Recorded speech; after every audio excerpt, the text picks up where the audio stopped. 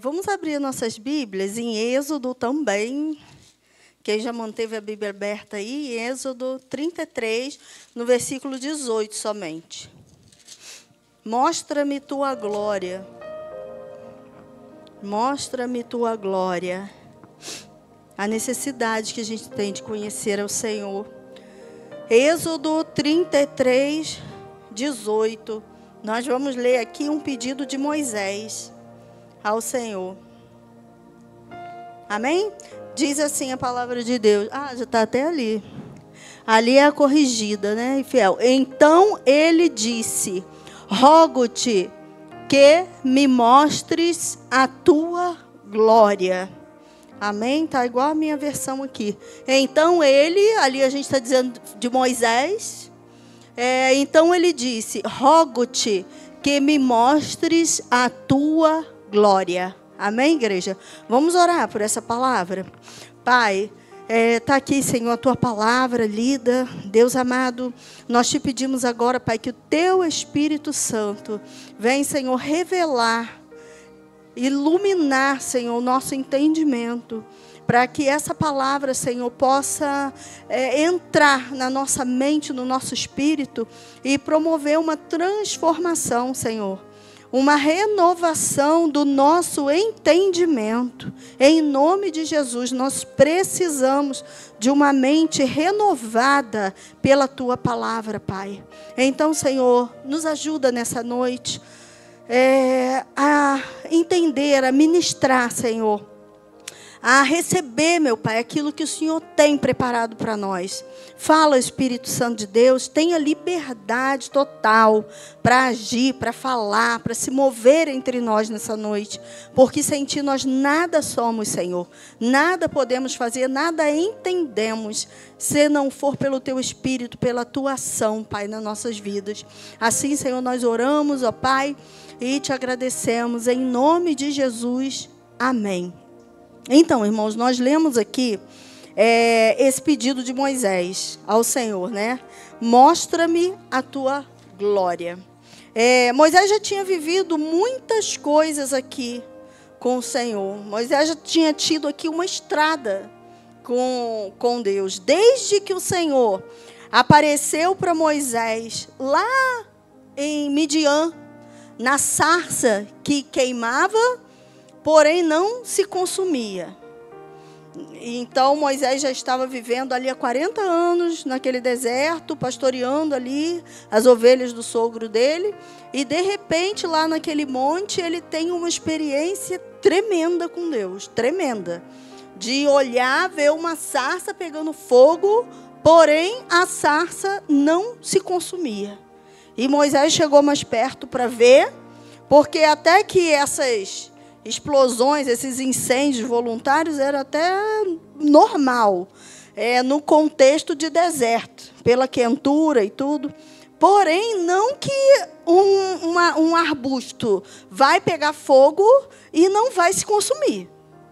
Então, aquilo ali foi uma coisa muito intrigante. Moisés chegou perto para ver, e ali todos nós sabemos que o Senhor, o anjo do Senhor que se manifestou ali, naquele fogo, naquela sarça, anjo com letra maiúscula, porque era Jesus de Nazaré já ali, e ele fala com Moisés e se apresenta a Moisés. Eu sou o que sou. O Todo-Poderoso Senhor dos céus e da terra se apresenta a Moisés e dá uma missão, uma grande missão para Moisés, para ir ao Egito e libertar, ser ali o instrumento que o Senhor usaria para tirar o povo dele, do Senhor que estava gemendo há muitos anos sob a escravidão ali no Egito.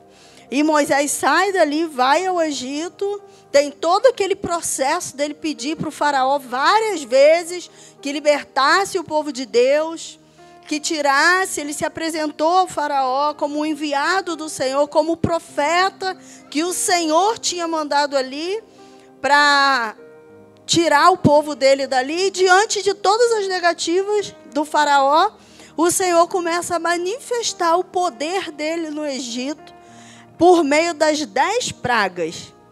Então, uma outra vivência tremenda que Moisés tem de ver com os próprios olhos, de estar perto, de ter a mão dele usada para manifestar a glória de Deus ao Egito, Moisés viu tudo muito de perto nas 10 pragas que o Senhor enviou para o Egito, para que o povo egípcio visse que só o Senhor é Deus, o Criador dos céus e da terra, e que nenhum outro, o Ra não era Deus, os deuses lá do Egito, ninguém era Deus, só o Senhor é Deus, só o Senhor é Deus. E Moisés foi instrumento de tudo aquilo.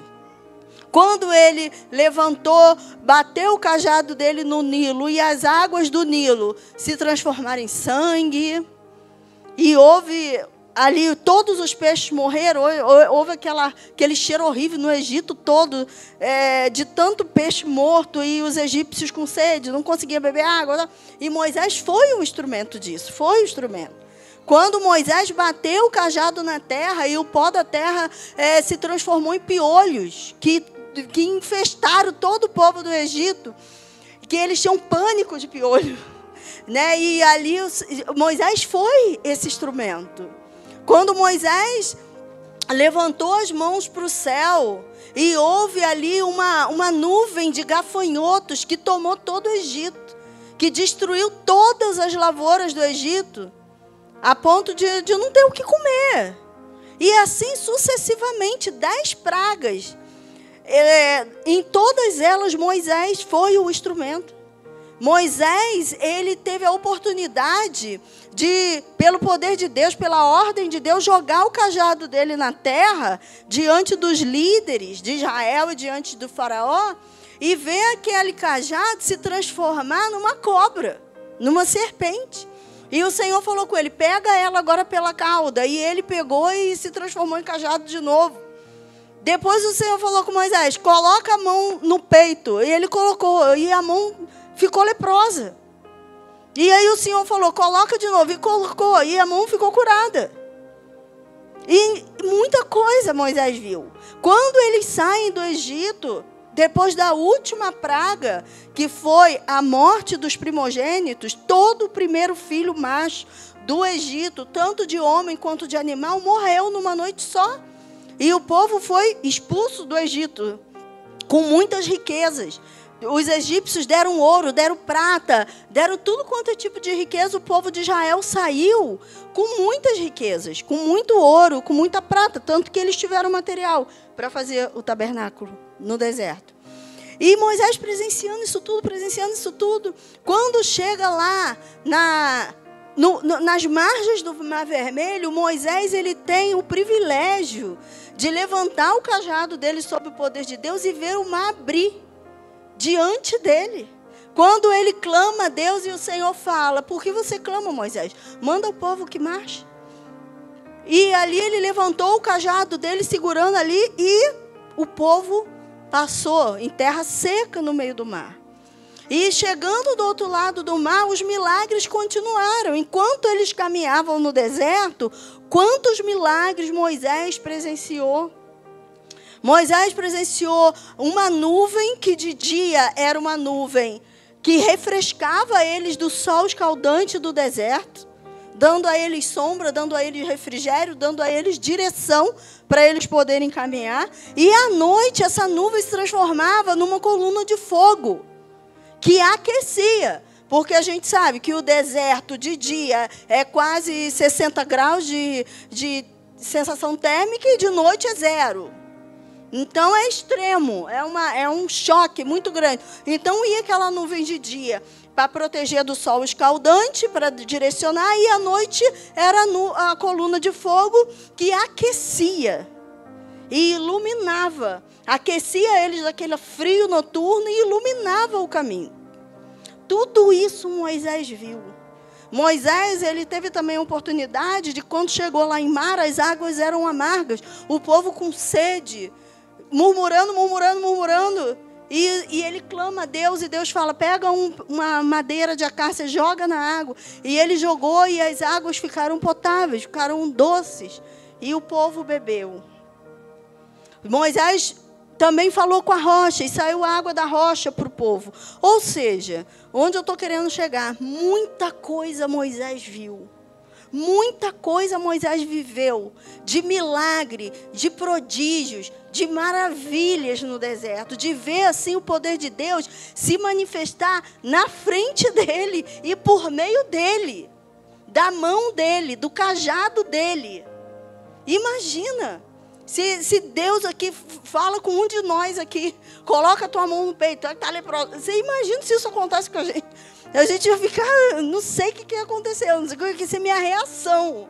Né? Se Deus manda um mar aí, e eu ver o mar abrir na minha frente. Imagina uma coisa dessa. É coisa muito forte. É coisa tremenda que Moisés viu.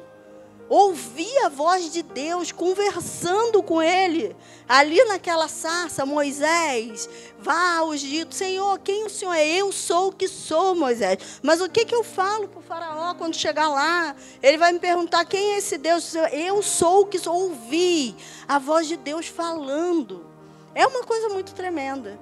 Porém, esse pedido que nós lemos de Moisés nos mostra que nem só de milagres um homem vive e uma mulher vive. A vida cristã, a caminhada de fé, ela não é sustentada por milagre e por prodígio. Ela é sustentada por um conhecimento profundo de Deus. Porque se milagres e prodígios e maravilhas bastassem, Moisés não estava pedindo para ver a face de Deus. Existia um clamor dentro do coração de Moisés, que é o clamor que existe dentro de todo o nosso coração, desde que nós saímos do jardim, que é conhecer a Deus profundamente. É ter um contato com Deus, é ter intimidade com Deus. A nossa alma não necessita de milagre. Ela, assim, não principalmente de milagre. A nossa alma precisa de relacionamento e conhecimento profundo de Deus. É isso, milagre não sustenta ninguém. Infelizmente, a gente passa 90% da nossa vida cristã pedindo milagre. Senhor, abre a porta. Senhor, me cura. Senhor, me prospera. Senhor, faz isso. Senhor, faz aquilo. Senhor, faz aquilo outro. Senhor, me dá. Senhor, me envia. Senhor, pede.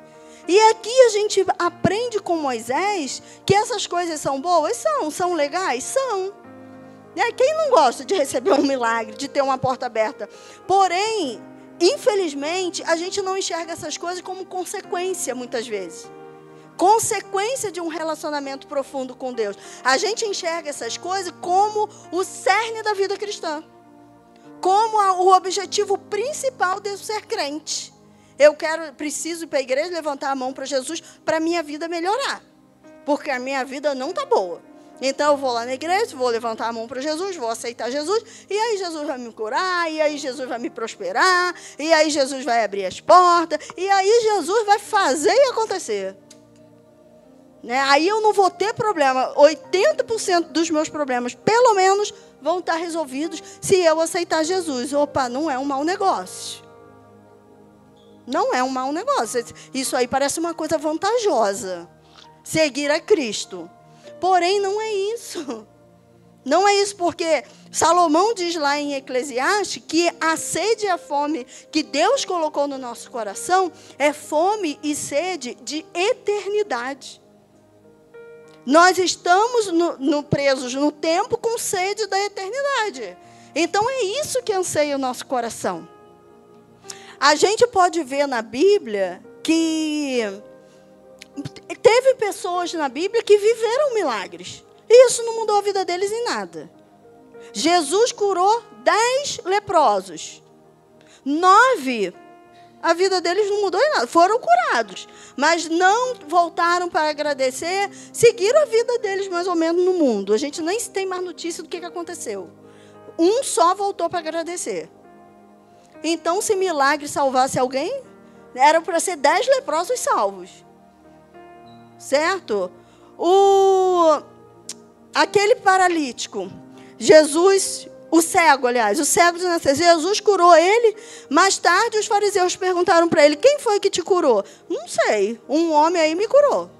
Mas como é que é o nome dele? Eu não sei. A única coisa que eu sei é que eu era cego e agora eu vejo. Agora, quem é, eu não sei. Sabia nem quem era Jesus. recebeu uma cura e quando foi perguntado, eu não sei quem é. Uma coisa só eu sei. Eu era cego, agora eu vejo. Agora quem é, eu não sei. Ele sumiu no meio da multidão, não conheço. Aí depois Jesus encontra ele no templo mais tarde. E aí sim Jesus fala com ele, olha, vai, não peques mais para que não te suceda algo pior. Ali ele, tomou um choque. E ali ele teve uma experiência com Jesus. Mas não foi por causa do milagre dele ter enxergado. Não foi por isso.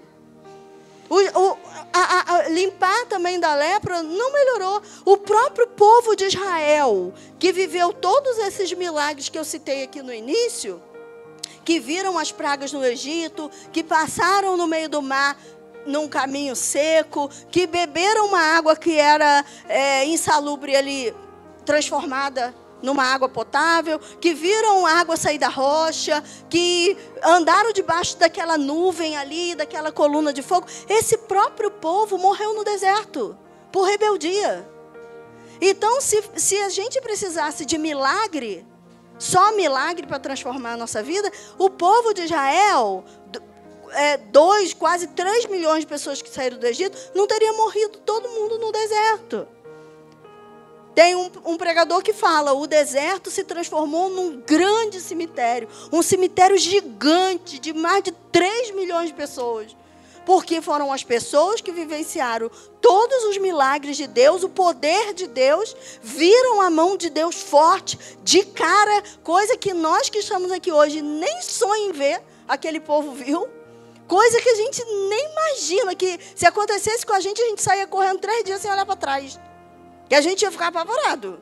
Da gente ver, o quê? A gente ia correr muito.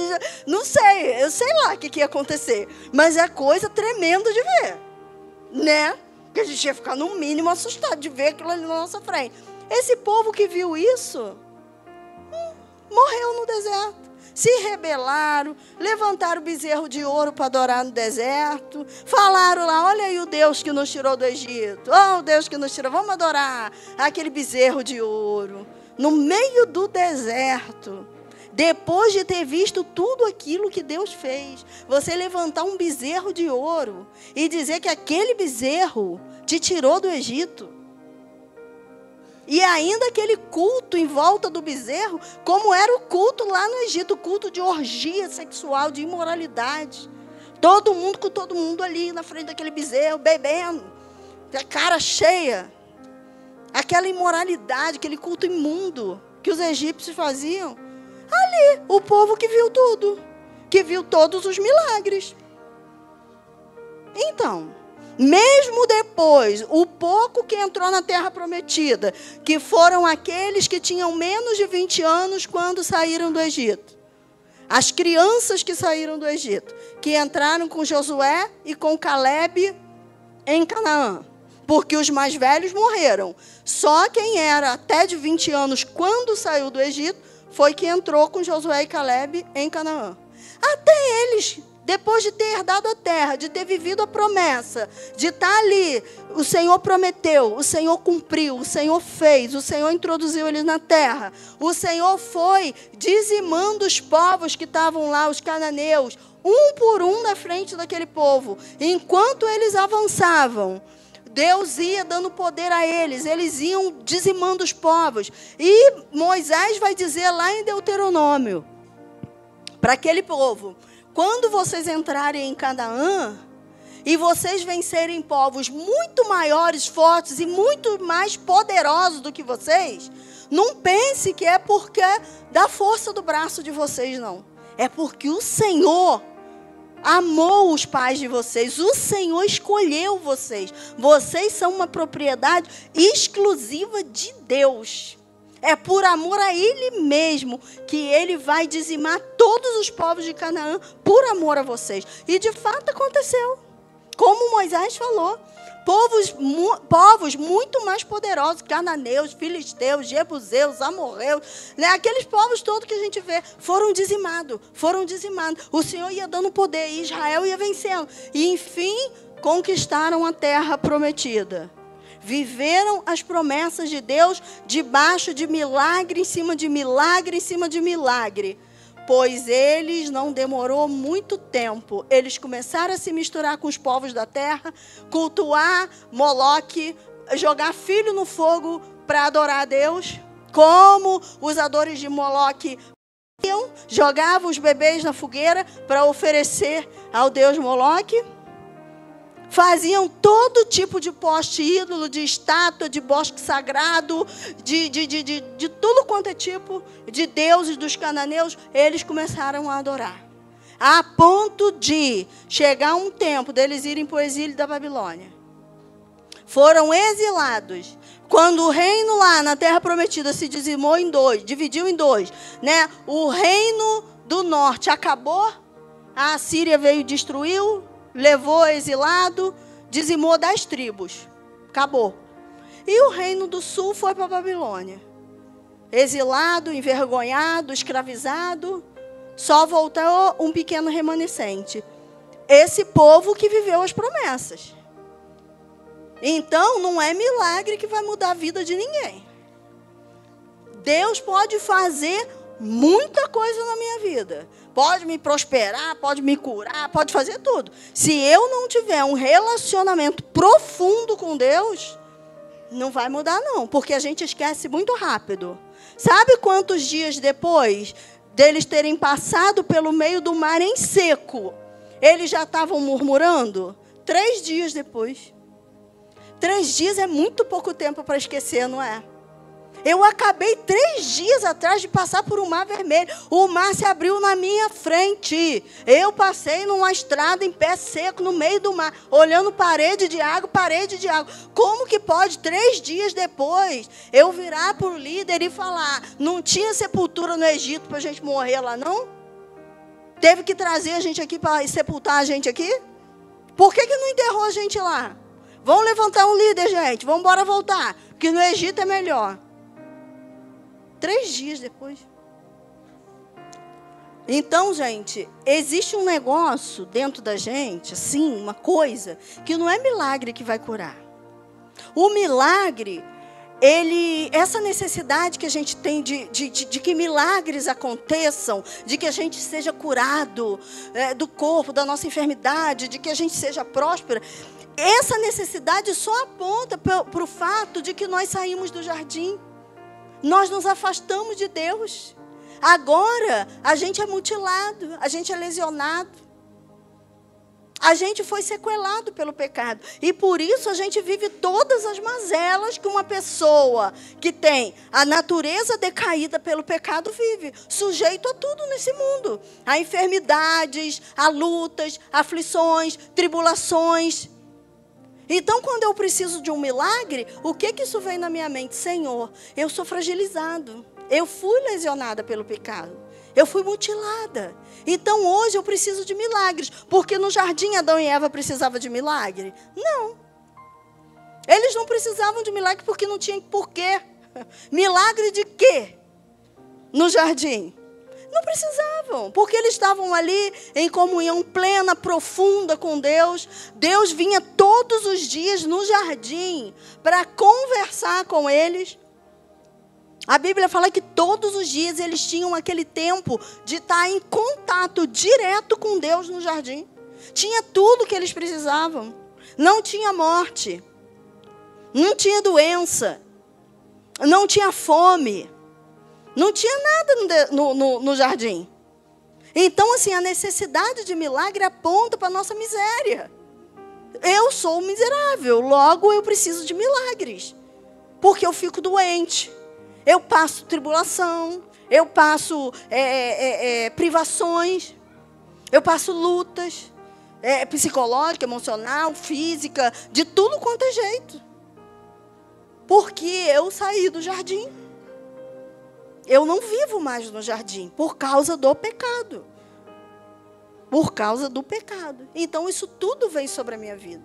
Então, milagre, que os milagres na nossa vida não sejam o objetivo central da nossa vida cristã. Não. Seja conhecer a Deus. Então, quando a gente vê Moisés, nesse texto, depois de tudo que ele viu, falando, Senhor, mostra-me a tua glória. Senhor, eu preciso ver a tua face. Eu preciso te conhecer cara a cara. Eu preciso, Senhor. Aí o que o Senhor fala para Moisés? Não, nenhum homem pode ficar cara a cara comigo e sair vivo. Porque agora nós não temos mais a condição que a gente tinha no jardim. Agora, lá no jardim, Adão e Eva ficavam cara a cara com Deus. Como nós vamos ficar? Quando o Senhor vir nos buscar, o Senhor Jesus, a Bíblia fala que nós o veremos como Ele é. Imagina, que coisa tremenda. Nós o veremos como Ele é. Mas agora nós não temos condição disso por causa do pecado. Então o pecado que está em nós, diante da santidade de Deus, se a gente dá de cara com Ele, a gente derrete. A gente é fulminado pela santidade de Deus por causa do pecado. Então nós ainda não podemos viver isso. Mas o Senhor vai vir nos buscar, vai nos levar daqui. Nós vamos ser transformados, vamos ser santificados, transformados num corpo, nosso corpo novo, que a gente vai ganhar brevemente. Não é um corpo de pecado, é um corpo livre de pecado, semelhante ao de Cristo quando ressuscitou. Aí sim, sem pecado, nós vamos ficar cara a cara com Ele. Igual diz lá em Apocalipse, diante do trono, os 24 anciãos, os 4 seres viventes, os anjos, a criação, toda a terra, todo o universo adorando num cultão que vai ter. Cara a cara com Ele, sem interferência do pecado. Então a nossa alma, a necessidade da nossa alma é essa, é conhecer o Senhor. Então o cerne da vida cristã deve ser esse, conhecer ao Senhor. Conhecer ao Senhor. Lá em Jeremias 9:23, o Senhor ele nos convida a conhecer Ele. Porque Ele fala, não se glorie o sábio na sua sabedoria, nem o forte na sua força, nem o rico na sua riqueza. Quem se gloriar, glorie-se nisso, em me compreender, em me conhecer, em saber que eu sou o Senhor, eu sou Deus. Esse é o motivo da gente seguir a Cristo, da gente precisar do Espírito Santo. E é isso que Deus persegue desde que nós saímos do jardim. Desde que nós saímos do jardim, não é a gente que vai atrás de Deus, é Deus que tem vindo atrás de nós, desde aquele tempo. Desde aquele tempo, o Senhor tem mandado profetas, o Senhor tem mandado pregadores, o Senhor separou um povo, o Senhor tem se revelado, Ele tem querido, vamos dizer assim, se revelar a nós. É isso que Deus, Ele deixou a gente a palavra dEle, porque aqui na palavra dEle, a gente conhece a personalidade, o caráter de Deus. A gente conhece aqui na Bíblia, porque Ele deixou isso escrito para nós. O desejo de Deus de ser conhecido e de se revelar é tão grande que Ele usou homens, porque nós somos homens, para Ele iluminar com o Espírito Santo, usando esses homens, com a inspiração do Espírito Santo, para escrever cartas de amor para nós. Que é a carta de amor para Deus, de Deus para nós. É a palavra de Deus. Então Deus, Ele quer se revelar, porque a maior necessidade nossa é essa, é conhecer a Deus. É conhecer a Deus. Então, gente, que a gente possa pensar nisso. O que a gente tem buscado? Será que a gente tem buscado conhecer? Senhor, eu preciso te conhecer. Eu preciso. Lá em Oséias, tem aquele texto que fala, né? Conheçamos e prossigamos em conhecer ao Senhor. Na verdade, logo depois desse versículo, o Senhor rebate essa fala de conheçamos e prossigamos em conhecer. Não sei se vocês já leram uns versículos antes e uns versículos depois, porque o Senhor fala ali em Oséias da situação lastimável que o povo de Israel está, naquela situação de pecado, de apostasia. Israel está vivendo ali uma fase terrível.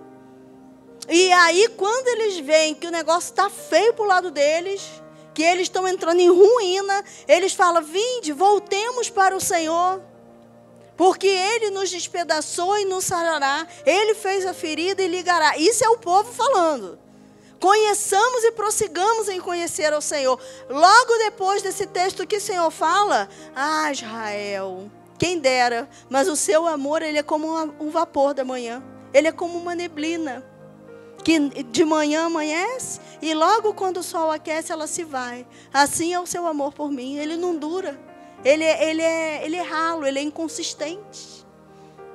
Ele não tem, assim, aquela firmeza, aquela consistência. É um amor assim, ó. É um amor como se fosse uma paixão. Que ferve, daqui a pouco esfria. É isso que o Senhor fala depois desse texto. Mas a gente percebe por esse texto de Oséias que eles sabiam o que eles precisavam. Eles não praticavam, mas eles sabiam. É tanto que eles falaram, vinde, conheçamos e prossigamos em conhecer ao Senhor. Ou seja, eles sabiam da necessidade deles, que era conhecer ao Senhor. Mas o Senhor também sabia da inconsistência deles. O Senhor fala, quem dera que fosse assim. Mas o amor de vocês é muito ralo, como uma neblina que se esvai. Então, essa palavra de Moisés, essa semana, falou muito ao meu coração. Porque a gente pede muito. A gente fica pedindo muita coisa. Não que está errado em pedir. Porque o Senhor é o nosso único Deus. Se a gente não pedir para Ele, vai pedir para quem, né? Ele é o único Deus. Quando eu peço alguma coisa a Ele, assim, prática, alguma coisa da terra, eu falo, Senhor, se eu não pedir para o Senhor, eu vou pedir para quem? Eu não tenho outro Deus. É só o Senhor que eu tenho para pedir, né? Então eu tenho que pedir o Senhor, né? Porém, que esteja claro na nossa mente, no nosso entendimento, que não é essa a nossa maior necessidade. E não é esse o motivo da gente ser crente. Porque, gente, quem já ouviu aqui de acontecer milagres, prodígios e maravilhas na macumba, no romanismo? Quem já viu? Quem já viu gente ser curado na macumba? Já vi. Tem gente que é curado na macumba, tem gente que é curado no romanismo, tem gente que é curado tudo quanto é religião.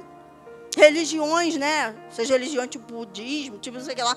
Tudo quanto é religião, a pessoa, tem gente que vai lá e é curado. Então não precisa do evangelho. Se é para ser curado, se é para prosperar, a pessoa vai lá numa outra religião lá, paga lá um negócio lá, sei lá. Faz lá uma oferenda que se pede lá, e o negócio lá dá. Só não dá a salvação da tua alma. A eternidade aí não vai dar, não. Mas uma cura terrena dá. Nas outras religiões também acontece. Isso aí em qualquer lugar pode acontecer. Até, já vi até dizendo, o poder mental de algumas pessoas que têm esse negócio de poder da mente, faz coisas incríveis só com o poder da mente, poder da meditação, poder de sei lá. Legal, se consegue, né? Não sentir dor com o poder da mente, o meu sonho, nossa, já pensou não sentir dor com o poder da mente, não sentir frio com o poder da mente, queria saber, usar minha mente assim, ainda não aprendi. Né, mas deve ser bom, né? Nada de mal nisso. Se Deus me deu potencial, né? Por que eu não vou usar, né? Então, assim, mas eu estou falando de salvação da alma, de eternidade, gente. Isso aí não salva a alma de ninguém. Isso aí serve para viver bem aqui na terra. E quando morrer, descer a sepultura, o que vai acontecer? Vai para onde? Aí a eternidade já é algo que não é garantido nisso, né? Então, o que o Evangelho faz, só o Evangelho faz. E é o que a gente precisa. É essa transformação aqui dentro. Quando Naamã, aquele general lá do exército sírio, foi pedir lá para o rei de Israel para ser curado, olha o processo que Naamã passou. O Eliseu não podia ter ido lá fora, receber o Naamã? Ele podia ter ido lá fora, ó, seja curado aí. Eliseu fez tantos milagres, tantos prodígios Eliseu fez. Eliseu podia ter curado ali na mão, ali pelo poder de Deus. Senhor, ó, vou orar aqui, igual Elias orava, ele orava, pronto, fazia o milagre. Mas olha o processo que Naamã passou. Porque a Naamã não precisava só de uma cura do corpo. A cura do corpo era o de menos. O que Deus estava tentando mostrar ali para Naamã era o seguinte: a cura do corpo é o de menos. O que adianta você ser curado e limpo dessa lepra e sair daqui perdido? E sair daqui idólatra? E sair daqui a tua alma ir para o inferno? Eu não quero curar só teu corpo, eu quero curar a tua alma.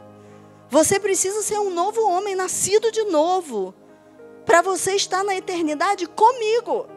Naamã ficou meio chateado, se sentiu meio mexido, porque ele era muito orgulhoso, era um homem muito importante. Aí ter que dar 7 mergulhos naquele rio barrento. Ele não gostou muito. Eliseu nem lá fora foi receber ele.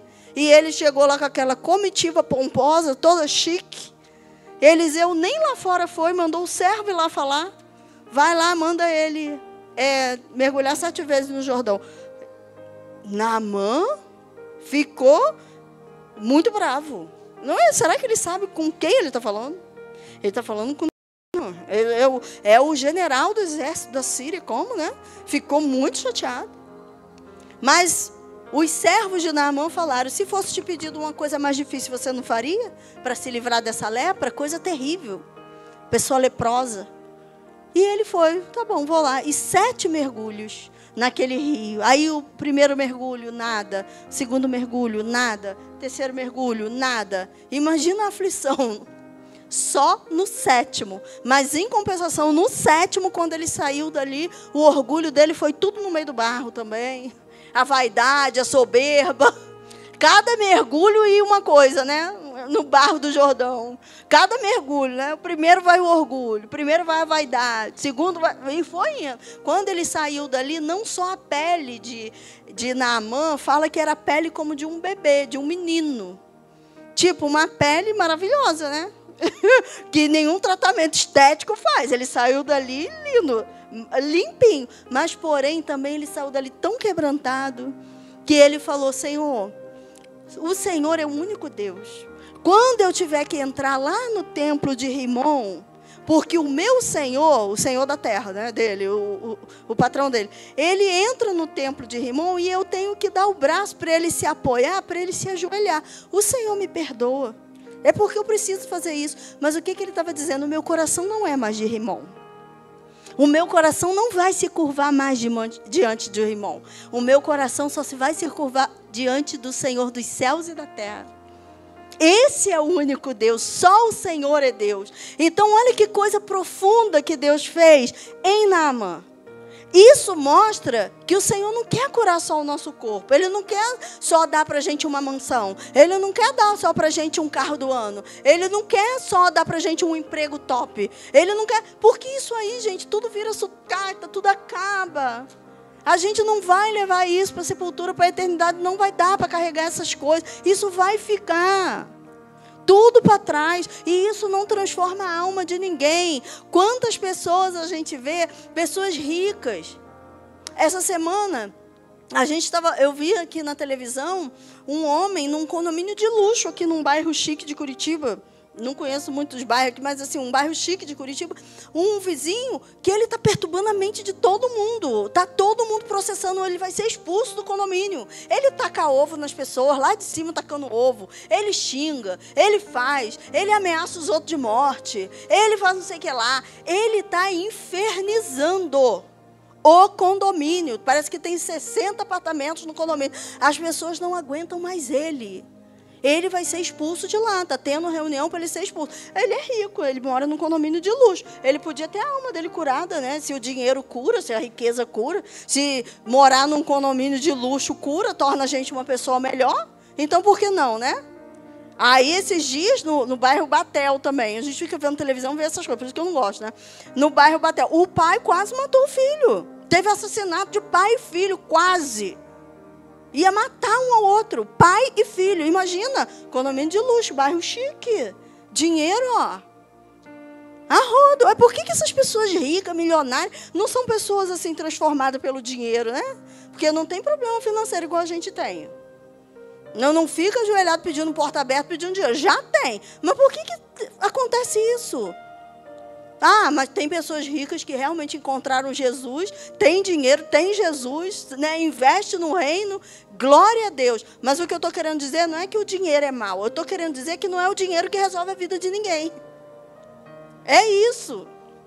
Não é o dinheiro.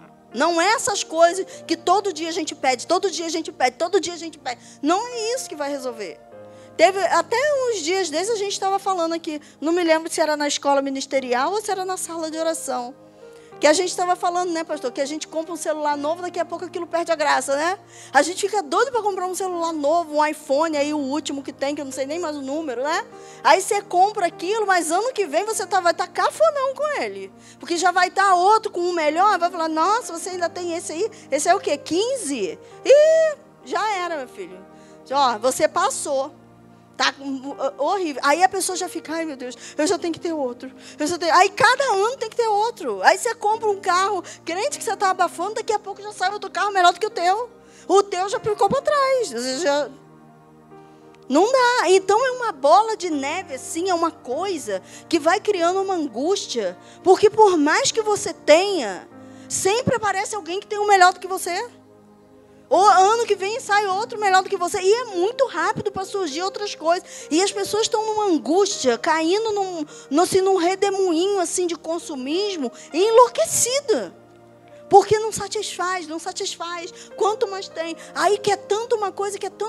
Quando tem, aquilo no primeiro dia é muito bom. Aquilo no segundo dia é muito bom. Mas depois de uma semana, 15 dias, aquilo já fica tão normal, não fica?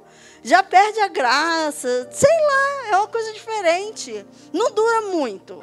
Você fala, nossa, é igual assim, quando a gente estudava na escola, quem é que não gosta, assim, quem já foi criança assim na escola, o material novo. Nossa, quando a gente compra material novo, lembra na escola? A melhor coisa é o material novo. Nossa, aquele caderno impecável, o conjunto de canetinhas, de lapiseiras coloridas. E a gente cuida daquilo.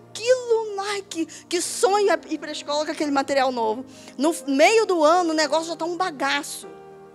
O negócio já está o caderno cheio de orelha, tudo rabiscado. O estojo já está furado, já está tudo sujo.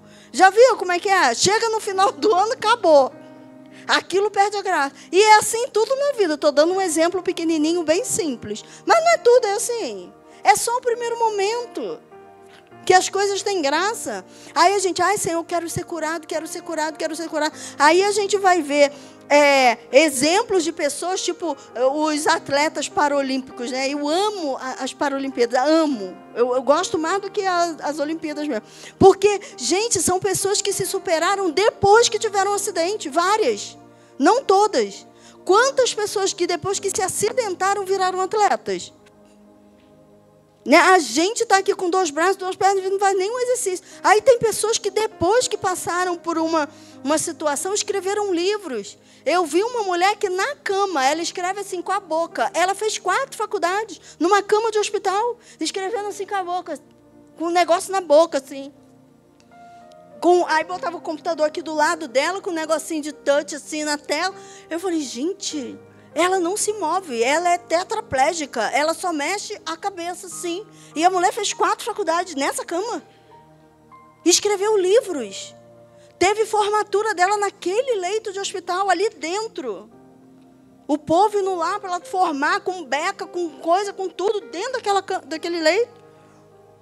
Então, gente, não é. A gente está assim, muitas vezes o nosso foco está errado. Nós precisamos conhecer a Deus. Não é cura, não é se eu tiver um carro, se eu tiver uma casa, se eu tiver um bom emprego, se eu tiver isso, se eu casar, se eu acontecer isso. Não é isso. O preenchimento do vazio que tem aqui dentro é o Evangelho, é a palavra de Deus, é conhecer a Deus. É conhecer a Deus. Como Isaías ficou de frente com a glória de Deus, e ele falou, ai de mim, porque eu vou perecendo. Ai de mim. E ele viu a glória de Deus. Nunca mais ele foi o mesmo. Nunca mais. Ele voltou a ser a mesma pessoa. As pessoas que se encontraram com Jesus, fora esses que eu citei aqui, que tiveram verdadeiramente aquela experiência profunda com Deus, nunca mais eles foram o mesmo. Jesus, quando ele entra, ele muda tudo. Quando ele entra na nossa alma, que a gente entende o porquê do Evangelho, o mistério do Evangelho, que é a gente conhecer a Deus e prosseguir em conhecer. E é assim, ter uma intimidade profunda com Ele. O resto vai ficando tudo pequeno. Vai ficando tudo pequeno. É igual quando a gente entra no avião, né? A gente entra no avião, a cidade está grande, está tudo grande. A gente vai subindo, vai ficando tudo pequenininho, já viu? Aí a gente vai vendo os quadradinhos lá embaixo da cidade. Aí a gente só vê aquele tapete verde, que são as florestas, as matas. Tudo pequenininho lá embaixo, quando a gente está lá em cima. Então é assim, quanto mais a gente se aproxima de Deus e conhece a Deus, mais a nossa vida tem sentido. Tem sentido de verdade. Mais a gente desapega das coisinhas bobas. das coisinhas passageiras, que vai ficar tudo por aí, vai virar sucata, vai virar ruína, vai acabar. Aí isso tudo vai ficando tão pequeno. Aí sabe o que isso tudo passa a ser? Não passa a ser menos importante. Porém, essas coisas da terra que a gente pede, passam a ser o quê? Uma consequência. É só uma consequência da vida que eu tenho com Deus, do conhecimento profundo que eu tenho com Deus. O resto é só o resto. É só o resto.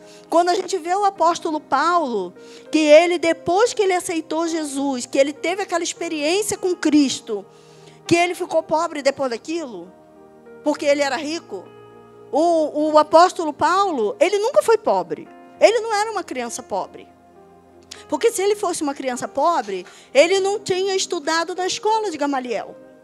Ele estudou numa das melhores escolas de Israel, que é a escola de Gamaliel. Não eram meninos pobres que iam para aquela escola. Os meninos pobres, eles só tinham ali até um tempo de aprender a Torá, que todos tinham que aprender a palavra de Deus ali, a Torá de cor. Quando o menino decorava a Torá, se ele tivesse dinheiro, ele ia para uma escola dessa, de Hillel, de Gamaliel, ele ia para essas escolas, que eram caras.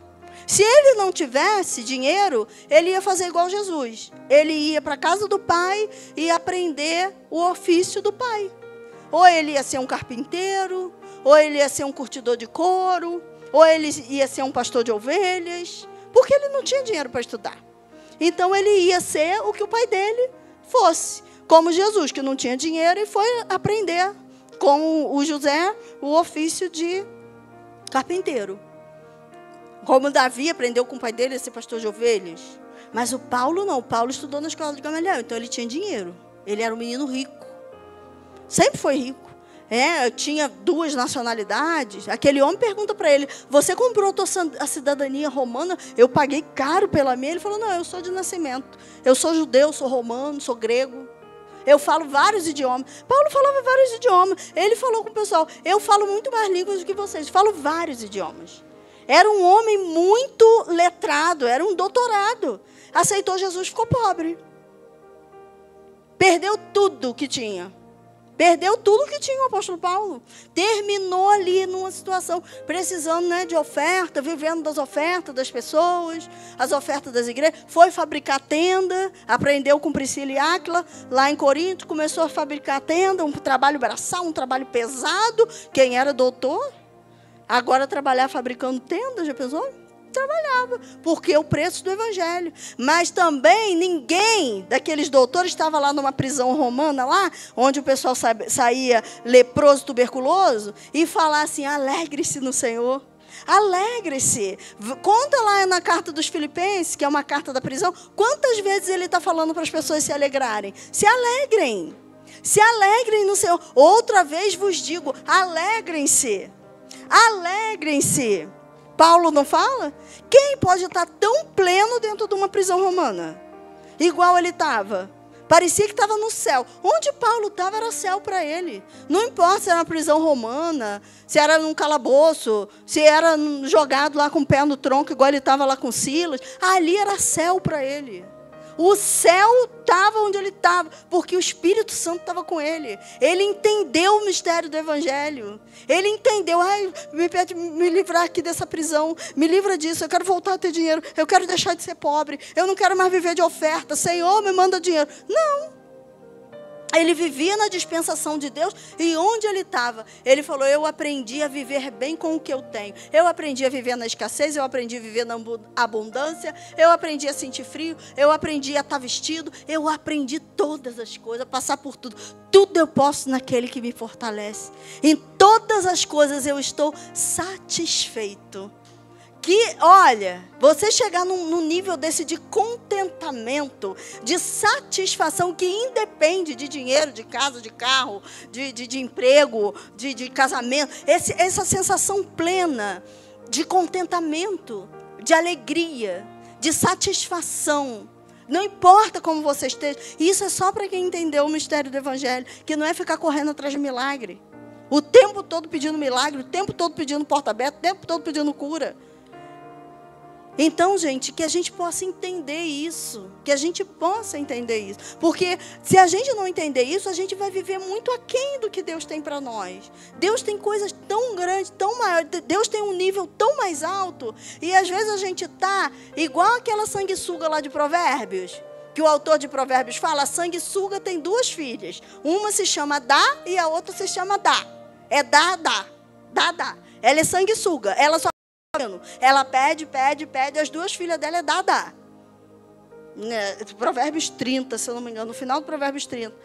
A sanguessuga, os filhos, que a gente não seja como o filho de sanguessuga. Só chega diante de Deus para pedir. Vamos chegar diante de Deus, Senhor, mostra-me tua glória. Como Moisés pediu aqui, Senhor, mostra-me tua glória. Senhor, eu quero ver tua face. Senhor, eu quero te conhecer. Porque só te conhecendo eu vou ser transformada. Senhor, as coisas que eu tenho aqui dentro, as feridas, as mazelas, as minhas misérias, não é carro do ano, não é dinheiro que vai curar, é só a tua presença. É só a tua presença, meu Deus. O que eu preciso, Senhor, dinheiro no mundo não pode me dar. Ele não pode. Quer me curar dos altos e baixos. Um dia eu estou bem, outro dia eu estou mal, um dia eu estou alegre, outro dia eu estou triste. Um dia eu estou embaixo, outro dia eu estou em cima. Essa inconsistência, esse altos e baixos. Essa coisa que a gente vive meio doida, meio desequilibrada. Isso só a presença de Deus é que cura. É só a presença de Deus que vai chegar no profundo da nossa alma e fazer a gente ser uma nova criatura. Contente, satisfeito. Paulo, ele fala, na oração dele aos Efésios, ele fala que por essa causa eu me coloco de joelho diante de Deus. Eu quero que vocês sejam cheios do pleno conhecimento da graça de Deus. Pleno conhecimento. Que vocês sejam cheios de toda a plenitude de Deus. Se a gente for ver em Efésios, Paulo, ele está tentando enfiar na nossa cabeça a nossa identidade. A nossa identidade. Lê lá Efésios. Gente, vocês são amados, vocês são eleitos, vocês são escolhidos, vocês são santificados. Antes da fundação do mundo, Deus escolheu, Deus amou, Deus elegeu, Deus santificou, Deus separou, Deus assentou vocês nas regiões celestiais em Cristo Jesus. Vocês estão assentados em lugares altos com Cristo, nas regiões celestiais, para que através de vocês que são a igreja, o poder de Deus seja conhecido de todas as potestades, autoridades, no mundo espiritual. O poder de Deus, a sabedoria de Deus, a multiforme graça de Deus seja conhecida através de vocês. Aí Deus manda isso para a gente e a gente está aqui, Senhor, me dá arroz e feijão. Senhor, minha despensa está vazia. Senhor, sabe? Senhor, me dá isso. Senhor, eu preciso de um carro. Senhor, sem um carro está difícil. Senhor, eu preciso disso. Senhor, eu preciso de um emprego melhor. Senhor, eu preciso... Meu Deus, a gente está sentado nas regiões celestiais com Cristo. A gente está num lugar alto para transformar o mundo.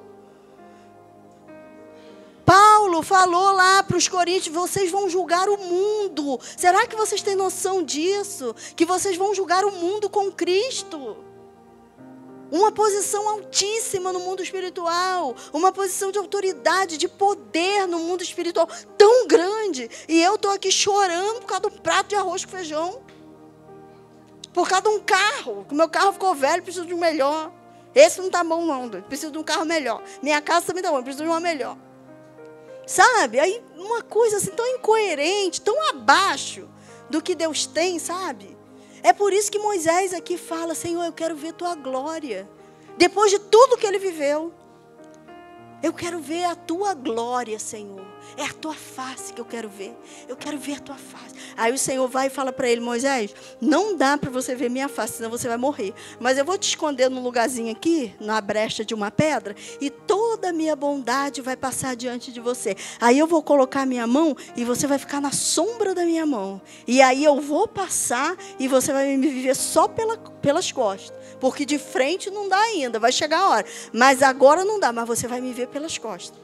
E Moisés ficou ali, escondidinho ali, ansioso para ver. E ele viu o Senhor passar, escondido na sombra da mão de Deus, a sombra do Onipotente. Lembra? Salmo 91? A sombra do Onipotente, descansando na sombra da mão de Deus e vendo a glória de Deus passar. Que coisa tremenda, né? Que coisa tremenda. Aí quando a gente vai lá para o Novo Testamento, quem está lá no Monte da Transfiguração? Moisés. Quando desce aquela nuvem de glória no Monte da Transfiguração, aquela coisa luminosa, que o discípulo acorda e olha aqui, Moisés batendo um maior papo com Jesus. Jesus glorificado ali naquele momento, foi transfigurado ali naquele momento. Moisés e Elias.